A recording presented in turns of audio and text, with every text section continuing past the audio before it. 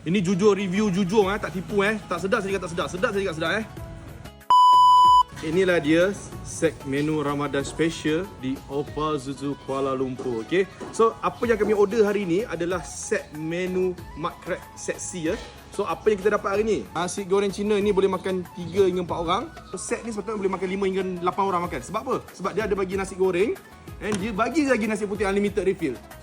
Confirm korang boleh makan lah 5 hingga 8 orang. Lepas tu ketam. Besar-besar sebesar alam ketam ni. Biasa 4 ekor, kalau ada yang kecil kita campur yang kecil, diorang akan bagi dalam 5 ekor. 5 ekor ketam, berat anggaran dalam 1 kilo hingga 1.2 kilo. Banyak ni. Oi, mana nak dapat ni? Sayur pula, dia akan bagi korang pilih 2 jenis sayur ini. Dia akan bagi iceberg 1, sayur pak choy 1. Lagi satu dia akan bagi telur dadah. Telur dadah ni akan dapat 2 lah. Telur dadah akan dapat 2 set telur dadah. Berbaloi tak berbaloi dengan harga 288 guys. 288. Kita nak rasa nasi goreng dia. Ini jujur, review jujur tak tipu Tak sedap saya cakap tak sedap. Sedap saya cakap sedap Alright. Bismillah.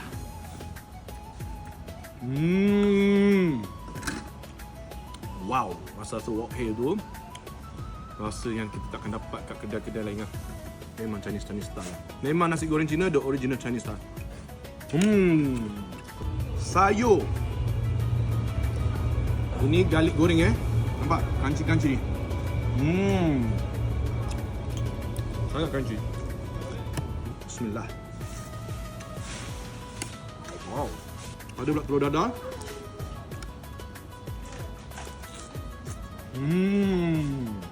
Benda sedap selalu kita akan makan last ni. Mestilah ketam. Ketam ni ada yang betina guys. Yang betina ni ada telur dia guys. Tunjuk sikit telur dia. Bismillah.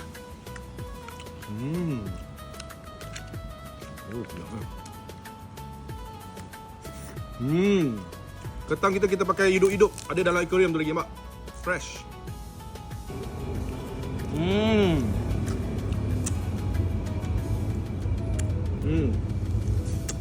Sambal dia. Bismillah. Jangan lupa singgah ke Oppa Zuzu Kuala Lumpur.